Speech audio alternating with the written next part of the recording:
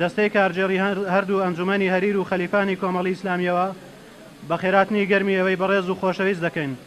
و بەناوی ئێوە و بەناوی هەردوو ئەنجومەنیشەوە بە خێراتنی بەڕێز مامۆستا عەلی باپیر ئەمیری کۆمەڵی ئیسلامی و وەفدی هاوڕێی و هەروەها برایانی مەڵبەندی هەشتی سۆران و بەڕێز مامۆستا مەڕوان سەرۆکی فراکسیۆنی کۆمەڵی ئیسلامی دەکەین. ئازان و خۆشەویستان لە خوای پەروەردیگار داواکارین کە هاتنتان بۆ ئێرە بکاتە مای خێر و خۆشی و هەر هەنگاوێکتان بۆ ئێرە بکاتە توێشووی دواڕۆژتان و لە کردارە چاکەکانتان هەژماری بکات. ئازیزان، ئەمڕۆ لە ئەنجومەنی خەلیفانی کۆمەڵی ئیسلامی بە هاوبەشی لەگەڵ ئەنجومەنی هەریر کۆڕێکمان بۆ بەڕێز مامۆستا عەلی باپیر لە ژێر ناونیشانی هۆشیاری تاچی کورد لە قۆناغی ئێستادا ساز کردووە. بەڵام بەر لە دەستپێکی کۆڕەکە بۆ ڕازاوەترکردنی کۆڕەکە بە چەند ئاەتێک لە قورئانی پیرۆز دەست پێ دەکەین لەلایەن بەڕێز مامۆستا مەلا داودەوە با جەنابیان فەرمێت. أعوذ بالله من الشيطان الرجيم. بسم الله الرحمن الرحيم.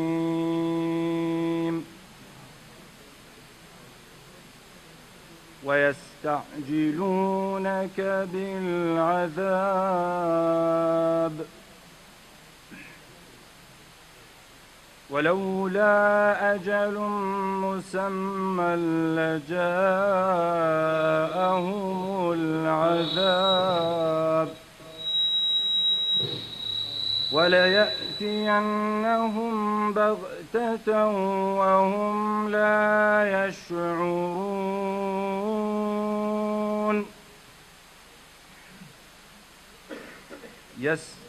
يستعجلونك بالعذاب وإن جهنم لمحيطة بالكافرين.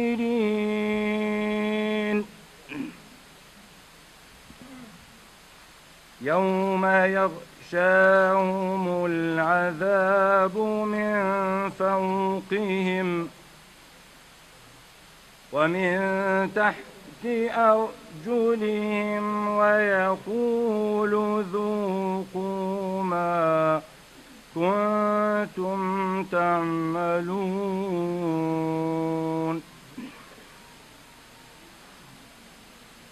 يا عبادي الذين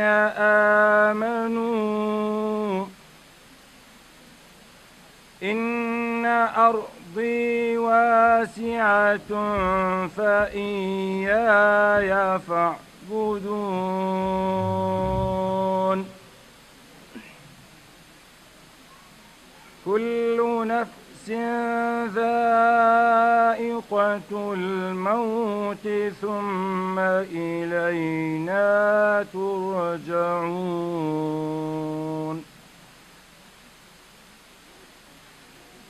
والذين آمنوا وعملوا الصالحات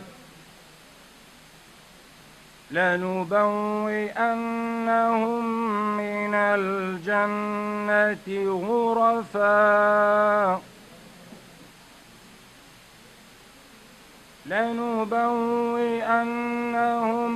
من الجنة غرفا تجري من تحتها الأنهار خالدين فيها نعم أجر العاملين.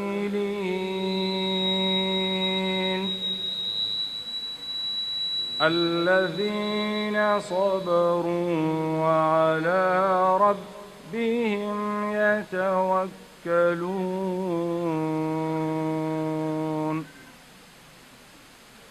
وكأين من دابة لا تحمل رزقها الله يرزقها وإياكم وهو السميع العليم. صدق الله العظيم.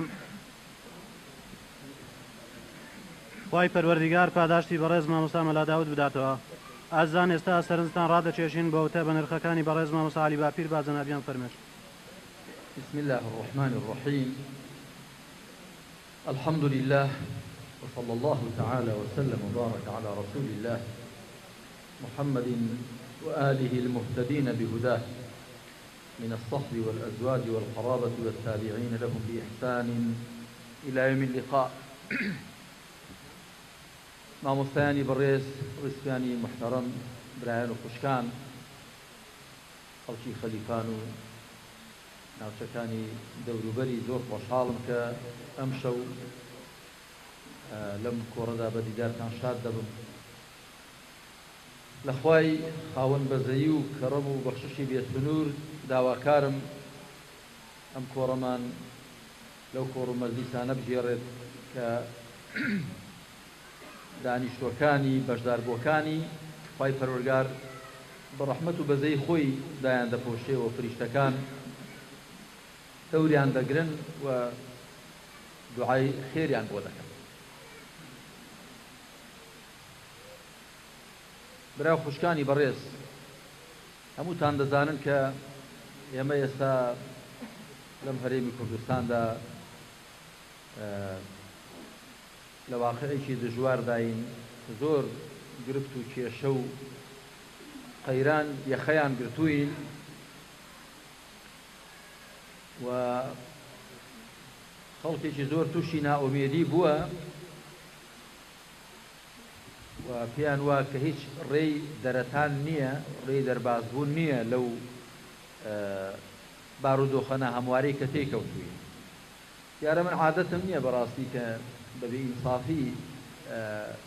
باسی هیچ شتێ بکەم. تەبەن ئەم وڵاتەی ئێمە بەڵێ گرفت و کێشەمان هەن، بەڵام واش نییە کە هیچ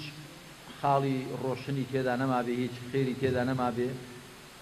لەخوا بە زیادی ئێستاش ئەگەر ئێمە ئەم هەرێمی کوردستانە بەراورد کەین لەگەڵ زۆر جێی دیکە بە تایبەتی لە وڵاتانی دەوروبەرمان، ئەوە یەمەنە، ئەوە سووریایە، ئەوە لیبیایە، ئەوە لوبنانە، ئەوە فەلەستینە، ئەوە پارێزگاکانی دیکەی عێراقە، مووسڵە، ئەنبارە. دەبێت سپاس و ستایشی خوا بکەین کە ئەم وڵاتەی ئێمە هێمنی و ئارامی و ئاشتێکی باشی تێدا بەرقەرارە و بەڕاستی ئەم وڵاتەی ئێمە خێر و بێریشی زۆر تێدایە. بەڵام ئەوەندە هەیە کە کۆمەڵێک کەم و کوڕی بێسەر و بەرەیمان هەن، هەمومانیان بێزار و ناڕەحەت کردووە. دیارە من ئەم شەو باسی ئەوە دەکەم کە ئینسانی موسڵمان ئەگەر هۆشیار بێت، ئەگەر چاوکراوە بێت، ئەگەر وریا بێ، بێدار بێ، چ کاریگەریەکی هەیە لەسەر ژیانی و کۆمەلگایەک ئەگەر تاکەکانی بە پیا و ئافرەتەوە، بە پیر و گەنجەوە، بە هەموو لایەکەوە گەر هۆشیار و چاوکراوە و شارەزا و وریابن، چۆن دەبێ و ئێمە چۆن دەتوانین لەم واقعە دەرباز بین و هۆشیاری و شارەزایی و چاوکراوەی چ کاریگەریەکی هەیە لەسەر ئەوە کە ئێمە دەستمان بگاتە ڕێی چارەسەر. باسی ئەو بابەتەتان بۆ دەکەم. سەرەتا ئەوەتان عەرز کەم برا خوشکانی بەڕێز و مامۆستایان، ئیسلام زۆر گرنگی داوە بە زانست و بە بەکارهێنانی عەقڵ، بە بیرکردنەوە، بە پندوەرگرتن، بە هۆشیاری و بێداری. جارە یەکەمین ئایەت کە بۆ پێغەمبەری کۆتایی محەممەد صلی الله عليه وسلم دابەزی لە سوورەتی عەلەق، ئایەتی اقرأ باسم ربك الذي خلق، بخوێنە بە ناوی ئەو پەروەردگارەت کە هەموو شتێکی هێناوەتە دی. لە حاڵێکدا کە پێغەمبەر صلی الله عليه وسلم بۆ خۆی نەخوێندەوار بوو و لە نێو ئومەتی و گەلێکی نەخوێندەواریشدا دەژیا، بەڵام خوا سبحانه وتعالى یەکەمین وشە لە یەکەمین ئایەت لە یەکەمین سوورەت کە بە پێغەمبەری دابەزان ئەوە پێی فەرموو بخوێنە. ئەنجا وشەی عیلم بە هەموو بە هەموو سیغە و ڕێژگەکانیەوە زانایان دەڵێن زیاتر لە 750 جار لە قورئاندا دووبارە بۆتەوە و زیاتر لە 50 شوێن خوا سوبحانه وتعالى باسی بیرکردنەوە و بەکارهێنانی عەقڵ و تێگەیشتن و وریایی دەکات وخوا سبحانه وتعالى دەفەرمێ ئەم قورئانم دا بەزاندووە تاکو بۆ خەڵک تاکو بفامن لقوم يعقلون واتەگەر کەسانێک عەقڵی خۆیان بەکار نەهێنن ئەسڵەن شایستەی ئەوە نابن کە لە قورئان تێ بن و زانایانی ئیسلام دەڵێن العقل مناط التكليف عقل بناغەی ئەرک تێسپێردرانە ئەوەی کە شێت بێ ئەوەی کە منداڵ بێ ئەوەی کە عەقڵەکەی نەکامڵ بێ ئەرکی شەرعی ناکەوێتە سەر شان ئەوە یەک کەواتە بەکارهێنانی عەقڵ و هۆشیاری و شارەزایی و بەرچاوڕوونی لە ئیسلامدا پێگەیەکی گرنگی هەیە و مسلمانان لەسەریان پێویستەکە هەوڵدەن خاوەنی ئەو فڕی هۆشیاری و بێداری و چاوکراوەی و عاقڵمەندی بن ئەوە یەک دوو ئەگەر تەماشای مێژوو بکەین بەڕێزان هەر گەل و کۆمەڵگایەک هۆشیار و چاوکراوە و بێدار بوو بن لەوە پارێزراون کە فێڵیان لێ بکرێت هەمیشە خەڵک بەهۆی نەشارەزایی بەهۆی نەزانی بەهۆی بێئاگاییەوە کڵاوی چۆتە سەر و فێڵی لێکراوە و چاوەشە کراوە هەر بۆیە خی پەروەردگار بەسەرهاتی موسا عليه الصلاة والسلام لەلایەک لەگەڵ هاڕون ئیبرای سەلامی خۆیان لێبێ و لە بەرامبەریشیان قاڕون و فرعون و هامان ئەو سیانە لە بەرامبەریاندا لە قورئاندا زۆر دووبارە بۆتەوە یعنی بەسەرهاتێک کە لە هەموو بەسەرهاتەکان زیاتر دووبارە بۆتەوە بەسەرهاتی موسا و فرعونە موسى عليه الصلاة والسلام وهارون إبراهيم إيشي سرچان أو بوك بني إسرائيل كقال خويان بو دسو سيندران ولا بردسي فرعون دا وخلقي مصر بقشتي كقبطي كان بون أرشي سرچي موسى عليه الصلاة والسلام هارون إبراهيم كوزيري بو أو بوك أو خلقه هوشيار كانوا وريان كانوا لبرانبر دا فرعون و قارون و هامان زیاتر کاریان لەسەرەوە دەکرد ئەو خەڵکە لە چاواشەکراویدا بمێنێتەوە لە بێئاگاییدا بمێنێتەوە چونکە بۆ دەیانزانی کە ئەو خەڵکە چاوکراوە بێ هۆشیار بێ و بێدار بێ ئەوان چی دیکە ناتوانن سۆخرە و بێگاریان پێ بکەن یان سەوسێنەوە باس تەنستان ڕادی کێشم بۆ ئەو ئایەتانە لە سوورەتی زوخروف خی پەروەردگار دوای ئەوەی کە باسیەوە دەکات موسا عليه الصلاة والسلام بە بەڵگە ڕۆشنەکانەوە چوو وەلای فرعون و دار و دەستەکەی فرعون ئاوا وەڵامی دایەوە وقال فرعون أليس لي ملك مصر وهذه الأنهار تجري من تحتي أفلا تبصرون أم أنا خير من هذا الذي هو مهين ولا يكاد يبين فلولا ألقي عليه أسورة من ذهب أو جاء معه الملائكة مقترنين فاستخف قومه فأطاعوه إنهم كانوا قوما فاسقين فلما آسفونا انتقمنا منهم فأغرقناهم أجمعين فجعلناهم سلفا ومثلا للآخرين طيب هذا فرمي فرعون بوتي آية ملكي مصر هي من نية كما شاهد شلون خلق شواشرك آية أو ملكي مصر حكمراني مصر هي من نية و ئەو ڕووبارانە بەژێر کۆشکەکانمدا دەڕۆن ئایا نابینن سەرنج نادەن ئەمجا دەڵێ ئایا من باشترم یان ئەو کابرایە مەبەستی پێ موسای عليه الصلاة والسلام ئەم ئەنە خەیر من هذا الذي هو مهين کە پیاوێکی تەمانەوە قسەی فرعونە دەڵێ پیاوێکی سووکە کەم بایەخە ئەمنیش ئەو هەموو سەروەت و مڵک و دەسەڵاتەم هەیە ولا يكاد يبين وخەریکە هەر نەزانێ قسانیش بکات يعني ناتوانێ مەبەستی خۆی ڕوون کاتەوە دوای دەڵێ فلولا ألقي عليه أسورة من ذهب أو جاء معه الملائكة مقترنين دەبوایە بازنەی زێر لێ دەستبان یاخود فریشتە لەگەڵی هاتبان هاوجودبان لەگەڵیدا هاوشانیبان مادام نەبازنەی زێڕی لە دەستن نەفریشتەشی لەگەڵدان کەواتە ڕاست ناکات پێغەمبەر نییە نوێنەری خوا نییە خوا چ دەفەرمێت قەومێک بەوە هەڵخەڵەتێن بەو چاواشەکاریە دیارە قەومێکی خەفیفن خەفیف یعنی سووکن خوا دەفەرمێت فاستەخەفە قەومەه فەئەطاعوه قەومەکەی خۆی سووک هاتە بەرچاو سووکەڵە بوون جا يعني لروي نيوروكوا عقليان سوبو لروي محتوى كان بوشبو فاستخف قومه فأطاعوه أوانيش بقسيان أول معناه دي كيف فاستخف قومه خوي عاقل سوك هلي غلطان من شواشي كردن شاو بستي لي كردن كلاوي لسرنان فأطاعوه بوشي بقسيان كرد إنهم كانوا قوما فاسقين أوانا كوماليشي لا تربون لحكم عقل لا يندابو لحكم تفرط لا يندابو لحكم شريعة لا يندابو دعي خواد فرمي فلما آسفونا انتقمنا هموما نغرو كردن هما خلكاندن وجعلناهم سلفا ومثلا للآخرين وكرد ما ننبر كندو عبرت بو خلشي دي كلا دعانا وديا كواتا فرعون للرئيس شو زفري بخلقه كبرت للرئيس هو كم فام بون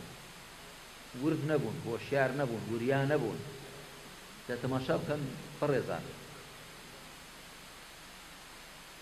تماشاو كان برزان أم إسلام شن عظيم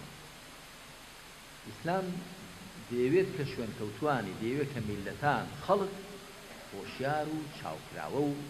ورياو بيدار بيه ديوك أهل علم وعقل بو أوي كسانك أخوان إذا كان بفرعون وبنا حق أخوان بسدى سفير زفريان في نفسه أويك بفيرشوانه وتماشاب كان أجر خلق هو شار بي شون ملنادا بو سمو بو خرابو الله خلقه خايف فرقال لباسي جادوگركاني فرعون دا دوای ئەوەی موسى عليه الصلاة والسلام لەگەڵ فرعون دا ڕوبەڕوو دەبێتەوە فرعون جادوگەرانی بۆ بانگ دەکا وقيل للناس هل أنتم مجتمعون لعلنا نتبع السحرة إن كانوا هم الغالبين بخلق قتاع هموتان كوبون وخلقنا طبعا لسورة طه هذا خوايف الرجال الله فرعون بموسى يقول موعد إقدام دابني لا نخلفه نحن ولا أنت مكانا سوى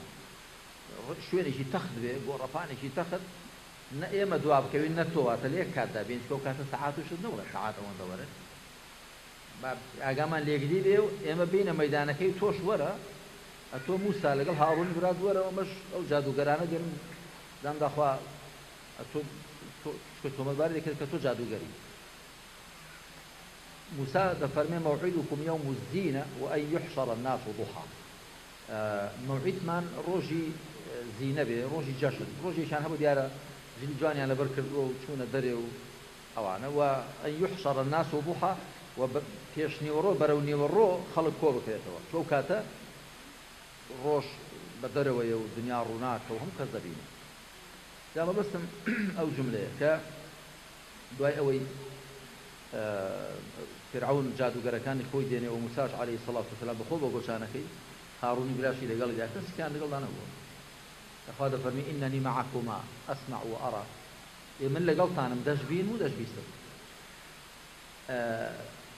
جادو جركان دين وجاء السحرة فرعون قالوا أئن لنا لأجرا إن كنا نحن الغالبين جادو جركان هذا لا فرعون قتيان كريمان دديه أجر إيه مزالوين فلاش من دديه خلاط من دكي قال نعم وإنكم إذا لمن المقربين يبالي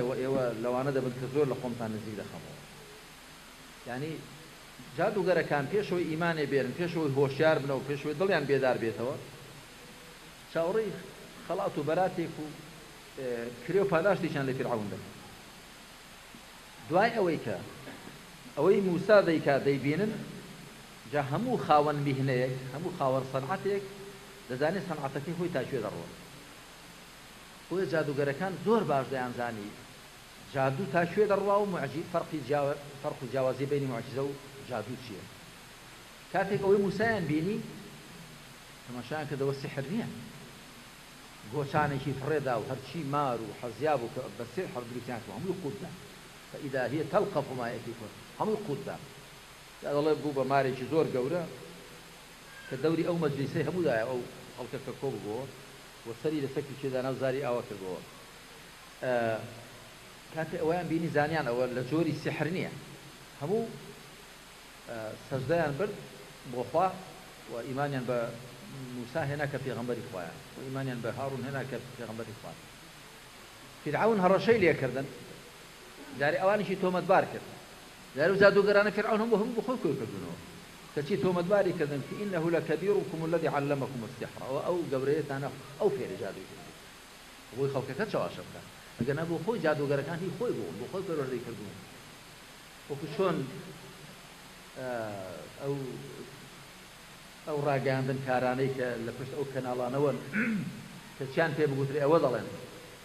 بۆ خۆیان بە عەقڵ خۆیان بیر ناکەنەوە بەڵکو چیان پێ بگوتری وا دەڵێن جادوگەرەکانیش ئەوە بوون فرعون دی خۆی بوو کەچی پێیان تۆمەتباریان دەکات دەڵێ ئەوە ئەو گەورەیەتان بوو کە بۆ خۆی فێری سحری کردوون بۆیە بۆ خۆی لێوە سحرەکەی لە ئێوە بەقووەترە هەندێک یعنی هەندێک هونەری جادو هەیە فێری ئەوەی نەکردووە بۆ خۆی هێشتێتەوە بۆی ئاوا بەسەرتان دەزاڵێت دوای هەڕەشیان لێ دەکات دەڵێ لەئوقەطعن ئەیدیەکم وأرجلکم من خلاف ولأصلبنکم ئەجمعین دەست و پێتان ڕاست و چەپ دەبڕم هەمووشتان هەڵداوەست لە شوێنێک دەفەرمێ فی جذوع النخل دارخورما یعنی دەستی ڕاستیان لەگەڵ پێی چەپیان دەبڕێ یعنی نایان کوژە جارێ جاهڵیشان داوەسێ بۆی گوردە و لە خوێنەکەیان لێ بسۆڕێ و بە عەزابەوە بمرێت طبعا فرعون يعني توانی شێتی هەڕەشەکەی جێبەجێکا و ظاهرا کردو شێتی بەڵام ئەوان دەڵێن چی مەبەستم ئەلێرێ پێشەوەی ئیمانێ بێنن پێشەوەی هۆشیار بنەوە پێشەوەی خۆیان بناسن و خوا بناسن و دڵیان هۆشیار بێتەوە بەخواوە پەیوەست بن چاوەڕی تەماعێک و زار چەورکردنێک و زار شیرکردنیش فرعونیان دەبێت دوای ئەوەی ئیمانێ دێنن هۆشیار دەبنەوە بێدار دەبنەوە بەخواوە پەیوەست دەبن نەک هەر گوێ نادەنە خەڵات و بەراتی فرعون بەڵکو لە هەڕەشە و گوڕەشەکەشی دێم نەدەبن دەڵێن فەقضی ما ئەنتە قاض هەرچی لە دەستت دێبیتە هیچ لێت بێم نەدێت حقیقت بەڕێزان طبعا ئێمە مەبەستمان لە هۆشیاری وەڕاستی هۆشیاری دینی یعنی ئەوەی کە هۆشیاریە کە ئینسان شارەزاوی لە وحی خوا ئەگەنا بەخوا هەزار خاوەن شەهادە هەیە هەر پێ خۆشە ماستاو چی بێت وانە ویژدانی خۆی پێشێل دەکات شتێک دەڵێ و شتێک دەنووسێ کە بۆ خۆشی قەنەعەتی پێنێ بەڵام نانی تێدایە هەر چەندە وەڵاهی ئینسان نان و ماستاوی بخوا باشتر لە نانی ماستاوێ وانە نان و ماستاو خۆی باشتر لە نانی ماستاوێ مەبەستم بەڕاستی هۆشیاری و شارەزایی لە وحی خوا لە پەیامی خوا ئینسان ئازاد و ئازادەکە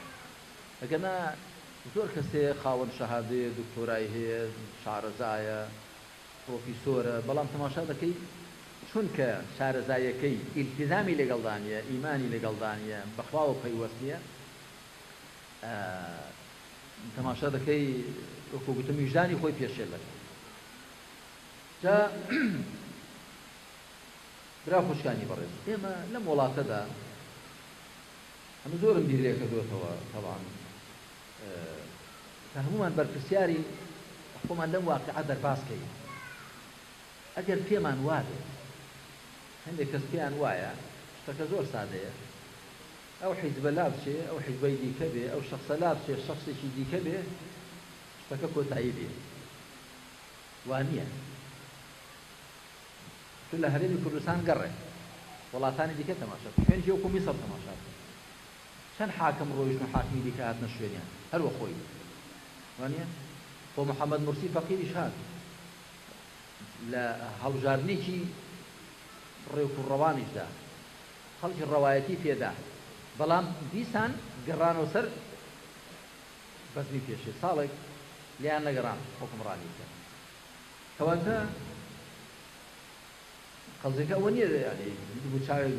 گۆڕێ بە دووچاوێکی دیکە و حیزبێک لابچێ و حیزبێکی دیکە بێت بەڵکو قەزێکە و یەکەم ئێمە دەبێت بە گشتی بەڕاستی بە گشتی وەڕانکاری بکرێت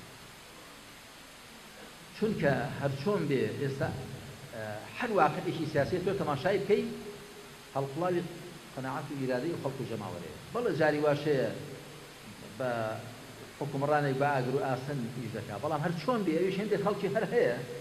خەڵکێکی هەر هەیە کە لەگەڵی داوی لە باوەشی گرتووە و بۆ بۆ خۆشتان بینیتانەوە خۆ پێشاندانانەی دەکران لە میسڕ یعنی ئەوەی عەبدولفەتاح سیسیش کەم نەبوو چونکە بۆ ئەوانش خەڵکێکی زۆریان پێگەیاندووە لەسەر ئەو بەزمەی خۆیان کە قەناعەتی هەبێ بە وەزعی خۆیان بۆیە ئێمە ئەگەر تەماشای سیرە و ژیانی پێغەمبەران بکەین عەلەیهیم السەڵات وەسەلام بەگشتی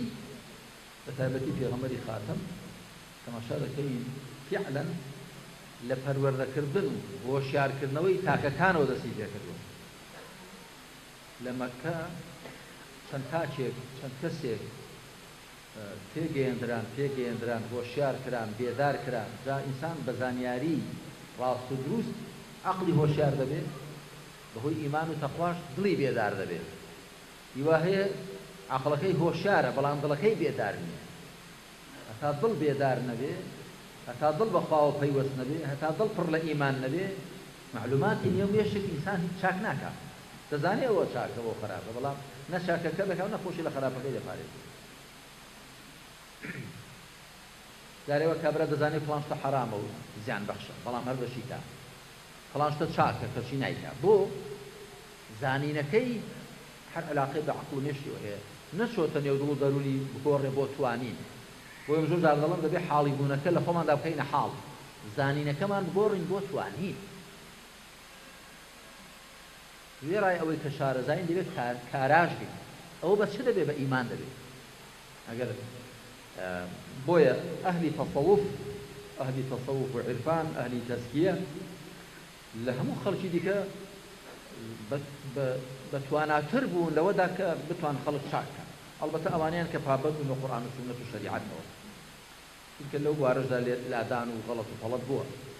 هەر وەکو بەگشتی لە هەموو نێو چین و توێژێکدا دەبێت بەڵام بە هەزار فەیلسوف ناتوان ئینسانێک چاک بکەن بەڵام یەک کەسی کە ئیرشادی ڕوحی دەکات کار لەسەر ئیرادە و ڕوحی خەڵک دەکات دەتوانێت خەڵک چاکە بۆ چونکە لە ڕاستیدا ئینسان لێرەوە چاک دەبێت لێرەوە یان چاک دەبێت یان خراپ دەبێت هۆشیاری کاریگەری هەیە بەڵام هۆشیاریە کە دڵبێداری لەگەڵدا بێت هۆشیارێک کە قەلب و قەناعەت و دڵ و دەروونێک لە پشتەوە بە دەفعی بکات ئەگەرنا وەکو گوتم زۆر کەس هۆشیارانە دزی دەکات هۆشیارانە گەندەڵی دەکات هۆشیارانە زوڵم دەکات هۆشیاریشە دەشزانێ زوڵم دەکات بۆی خوا سبحانه وتعالى بە جوولەکەکان دەفەرمێ أتأمرون الناس بالبر وتنسون أنفسكم أنتم تتلون الكتاب أفلا تعقلون آية فرمان بخلشي ضلان شاكب كان خوشتان لبير ذاكن لحالة ذاك كتابيش دخلنوا آية نافهمن واتوا في شيء نفهمنا بخلشي ولي شاكب كلام بخدني يعني خايف رجال يا أيها الذين آمنوا لما تقولون ما لا تفعلون كبر مقتا عند الله أن تقولوا ما لا تفعلون أي أواني إيمان ثاني بوشي شتيك ضلان كردوي فينا كان دولة دين جناحة شتێک بڵێ کردەوەی پێ نەکرد زامن و کوبرایەکی دڵسۆزی هەموو لایەک حەقیقەت ئێمە درێ و گۆتاڵ و درفت و کێشەمان لەگەڵ کەس نییە بەخوا نەک حەسوودی پارەی حرام بە کەس نابەین بە ئی حەڵاڵی بە کەس نابەین بەڵام ئەوەندە هەیە دەڵێن ئەم وڵاتە خێربێنێکی زۆری تێدایە و ئەم وڵاتە ئێستا هێمنی و ئاسایشێکی گشتی تێدا هەیە بە بەراورد لەگەڵ شوێنەکانی دی دەرفەتی باشمان بۆ ڕەخساوە کە ئەگەر خۆمان بمانەوێت وردە وردە خۆمان پەروەردە بکەین خەڵکەکەمان زیاتر هۆشیار بکەین بێدار بکەین دەتوانین ئێمە توانایەکی بەشەری و توانایەکی مادی زۆر چاکمان لەبەر دەستدا هەیە کە ئەگەر بەکاری بێنین بۆ بنیاتنانی خۆمان بنیاتنانی کۆمەلگایەکی تەندروست و بەرەو پێشچوون کە ئەم هەوارە سیاسیەمان بەرەو سەربەخۆیی بەرین بەڵام بۆ بەڕاستی بە خۆشگەوبریان ناکرێت و بە قسە ناکرێت وەکو دەڵێ بە حەڵوا زار شیرین نابێت دەبێت لێ بنەوین و کار لەسەر خۆمان بکەین باشترین شتێک کە ئێمە خۆمانی پێپەروەردە بکەین و خۆمانی لەسەر بناغت پێبگەێنین و پێبگەێن بریتێ لە ئیسلام، بریتێ لە قورئان و سنت، بریتێ لەو هیدایەتەی خوا. لە سێ شوێنان لە قورئاندا خوای پەروەردگار پێناسەی پێغەمبەر دەکا عەلەیهی سەڵات وەسەلام، دەفەرمێ هو الذي أرسل رسوله بالهدى ودين الحق، هم لسورة توبة، هم لسورة فتح، وهم لسورة صف. لسه شوێنان ئەوە دووبارە دەبێتەوە. یەک شت لە قورئاندا یەک جار دووبارە بێتەوە هەر گەورەیە، ئەدی شتێک کە لە سێ شوێنان دووبارە بێتەوە هەرسێکی وەکویە. هو الذي أرسل رسوله بالهدى ودين الحق، وأو كسي أو ذاتيك پێغەمبەری خۆی ڕەوانە کردو بە هیدایەتەوە و بە بەرنامەیەکی ڕاستیشەوە. ئیسلام پێش ئەوەی بەرنامەی ڕاست بێ، سیستەمی نظامی حیات بێ، بریتێ لە هیدایەت بۆ تاک. دەبێ تاکەکان ئەو هیدایەتە وەربگرن، ئەمجا دەتوان ئەو تاکانە دەتوانن کە ئەو هیدایەتە ئەو شەریعەتەش وەکو سیستەم و نظامێک ژیانی کۆمەڵایەتی سیاسی خۆیانی پێڕێکخات. بەداخەوە دەڵێم ئێمە لەو ئیمان و ئیسلامە باش استیفادەمان نەکردووە. من لە چەند مانجێ لەمە پێش لە ئەنقەرە سەردانی مەقڕی هەدەپەم کرد، کاک سەلاح الدین دەمیرتاشەوە. ئەنجا پێم گوتن برادەران ئێوە بیستومە ئێوە حیزبێکی چەپن، هی بەڵێ ئێمە چەپین، یعنی مارکسین یەسارین. وتم باشە جا ئێوە لە نێوی میلەتێکی موسڵمان و بەحساب ئێوە لەو دی و تم لە باشووری کوردستان ئێوە وا دەناسرێن کە بەحساب حیزبێکی کوردین، بەڵام بیستومە دە 12 پەرلەمانتاری کوردستان هەیە، ئەوی دیکە هەمووی تورکە و غەیری کوردە و ئەوانە. وتیان ڕاستە. ئێوتمەوە لەسەر چ بناغەیەک کۆبوونەتەوە؟ وتی وەڵا لەسەر ئەساسی چەپگەرایی و بڵێین مارکسیەت و ئەوان. ئەم گوتم کاکە میلەتی کورد بەلای کەمەوە هەموو بەشەکانی کوردستان بەلای کەمەوە 90% موسڵمانە، ئەگەر زیاتریش نەبێت 95 نەبێت. ئێوە بۆچی ناچن لەسەر بناغەی ئیسلام شۆڕش بکەن، خەبات بکەن، خەباتی سیاسی، خەباتی چەکداری هەرچی دەیکەن، ملیار و نیوێک موسڵمان لەگەڵتاندا هاوسۆز دەبێت. و ئەو مارکسێتی ئێوە دەیکەن بە بناغە بۆ شۆڕش و خەباتەکەتان لە شوێنی خۆی شکستی هێناوە، یەکێتی سۆڤێتی پێشوو هەڵوەشە. اینجا خۆ ئەوان لەوێ بەو شێوە. ئێمە لێرەش بەداخەوە دەڵێن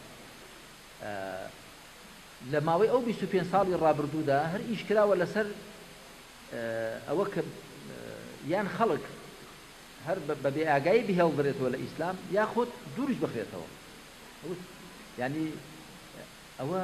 سوودی چی تێدایە؟ خەڵک ئەگەر موسڵمان بێ، میلەت ئەگەر موسڵمان بێ، کۆکچەکانمان ئەگەر لە دین تێبگەن، هۆشیار و بێدار بن، بەخوا بە کەڵکی بابدایکیان چاکتر بێن، بە کەڵکی خزمانیان، بە کەڵکی نیشتیمانیان، بە کەڵکی دنیا و قیامەتی خۆیان و خەڵکی باشتر بێن. جارێ ئیمان پێش هەمووشی عیزەت لە ئینساندا پەیدا دەکات. ئیمان بەرچاوڕوونی دەداتە ئینسان. بەهۆی ئیمان ئینسان خۆی دەناسێت، ڕابردووی خۆی دەزانێت، ئێستای دەزانێت، داهاتووی دەزانێت، حەڵاڵ و حەرام لێک جیا دەکاتەوە، دۆست و دوژمن لێک جیا دەکاتەوە، ڕاست و چەو لێک جیا دەکاتەوە. ئیمان چرایەکە لە دڵدا، لە عەقڵدا، کە لە عەقڵ و دڵی ئینساندا هەموو ڕێ پێشانی ئینسان دەدا. خوا دەفەرمێ ئین الذین آمنوا وعملوا الصالحات يهديهم ربهم بإيمانهم. ئەوانەی ئیمانیان هێناوە کردەوە باشەکان دەکەن، خۆ بەهۆی ئیمانەکەیانەوە هیدایەتیان دەدا، واتە لە دنیادا چاک دەزانێت چی بکات چۆن بکات. کاتی وە هاتووە حەقیقەت ئێمە هەموو لایەک خۆ ئەو ئیمان و ئیسلام و هیدایەتە خۆ هەرهی خەڵکی ئیسلامی نییە، هەموو مسڵمانێکە، هەر کەسێکە کە خۆی بە ئومەتی پێغەمبەر دەزانی عەلەیهی سەڵات وسەلام. کاتی وە هاتووە کە ئێمە بۆ خۆ پەروەردەکردنمان، خۆ پێگەیاندنمان گەڕێنەوە بۆ قورئان، گەڕێنەوە بۆ ڕێوشوێن ڕێبازی پێغەمبەر صلی الله علیه وسلم، کە ڕێبازی پێغەمبەریش هەر بریتێ لە تەطبیقی قورئان. یعنی سنت شتێکی جودا نییە لە قورئان. سنەتی پێغەمبەر صلی الله علیه وسلم بریتێ لە قورئان، بەڵام بە بەرجەستەکراوی. یعنی جەوهەری و نێوەڕۆکی سنت ڕێبازی پێغەمبەر صلی بریتێ لە قورئان. جا ئەوەش بەڕاستی کاری هەموو لایەکە. یعنی من پێم عەجایبە کە حیزبێک، لایەنێک، کەسانێک خۆ بە بەرپرس بزان لە وڵاتەدا، بەڵام گرنگی نەدەن بە قورئان و بە ڕێبازی پێغەمبەر عەلەیهی سەڵات وسەلام، لە کەناڵەکانی ڕاگەیاندن، لە دام و دەستگا حکومیەکان، لە هیچ شوێنێکی دنیا وان نییە کە دووری لە ئاینەکەی خۆیان بکەن نادیدەی بگرن حسابی بۆ نەکرد بە تایبەتی ئاینێکی ڕێک و ڕوون و ڕاست کتێبێکی وەکو قورئان کە تاکە فەرمایشتی خوایە لە دەستی بەشەردا ما بێتەوە تۆ لێی دڵنیا بێکەوە فەرمایشتی خوایە لەناخۆ تەورات و ئینجیل و زەبور و ئەناشید و سولەیمان و کتێبی سابیعەی مەندایی و مەسەلەن هێندێشتی کەش هەن بەڵام کە تۆ ئەوانە دەخوێنی و بەراوردیان لەکەی لەگەڵ قورئان دەڵێ حکایەتی بەراگردانن ئێمە خەڵک دینێکی محەرەف و تێکدراویشی هەیە حسابی بۆ دەکات ئێمە دینێکی ڕاست و ساغ و سەلیم بە ئیعترافی خۆیان یعنی هەر کەسێک قورئان تەماشا بکات دەزانێتەوە فەرمایشتی خوایە ئێمە بەڕاستی ئەگەر بمانەوێ ئەم میلەتە ئێمە ئایندەیەکی ڕۆشنی هەبێ و بمانەوێ لەسەر پێی خۆمان بوەستین و بمانەوێ نەکەوینە ژێر کاریگەری ئەم لاولا و بمانەوێ لە فەلەکی کەسدا نەخوڵێنەوە ئیلا لە فەلەکی بەرژەوەندیەکانی خۆمان وەر لە فەلەکی ڕەزامەندی خوادا دەبێت خۆمان پەروەردە بکەین خۆمان هۆشیار و بێدارکەین و دەبێت تاکەکانی خۆمان فڕوکچەکانمان گەنجەکانمان بەخواوە پەیوەستکەین بە ئیمان و پەیوەستکەین بەخوا هەر کەسێک خۆی بەخوا فرۆشت سەودا مامەڵەی لەگەڵ خوا کرد لە بەرامبەرەوەدا کە خوا بەهەشتی بداتێ سەر و ماڵی خۆی لەسەر دەستدانا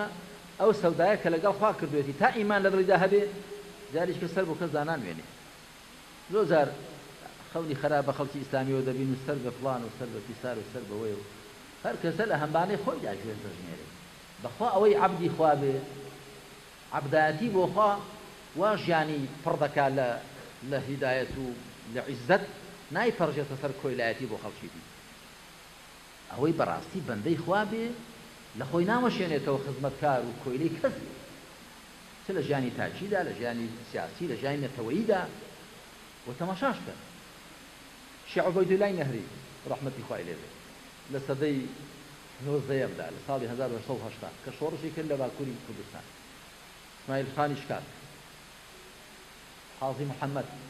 شێخ محمودی حەفید عەرزی جەنابتان کەم شێخ سەعیدی پیران و دوای شێخ عەبدولسەلام بارزانی مەلا مستەفا یعنی هەموو ئەوانەی کە شۆڕشیان کردووە زۆری کەش یەزدان شێر مەلا خەلیلی میراوێت زۆری دیکە زۆر بوون هەمووی سەری خۆیان لەسەرداناوە تەنازولیان نەکردو ئینسانی ئیماندار کەسێ بەڕاستی بەندەی خوا بێ ئەو مامەڵەی لەگەڵ خوادا کردوێتی تازە خۆی بۆ خوا فرۆشتووە لە خۆی ناوەشێنێتەوە تازە خۆی خاتۆ سەر سەودا بۆ کەس و لەگەڵ کەس خەڵکی دیکە ئەگەری هەیە لا بدا و بکردرێ و بفرۆشێ بەڵام بەڕاستی ئەوەی کە بەندەی خوا بێ و لە سەرڕێی پێغەمبەری پێشەوا بێ صلى الله عليه وسلم ئەو بەندایەتیە بۆ خوا عیزەتی پێدەدا سەربەرزی پێدەدا و وای لێ دەکا کە بەهۆی بەندایەتی بۆ خواوە لە کۆیلایەتی بۆ خەڵکی دیکە دەربازی بێت من خۆشحاڵم بەڕاستی بەم کۆبنەوەی ئەم شەو کە دەزانم سەرماشە و تەمەن خەشیتان هاتووە هەموو برا خوشکانی خەلیفان و دەوروبەری خەلیفان و لە خوای پەروەردگار داواکارم کە هەموو لایەکمان هیدایەتدا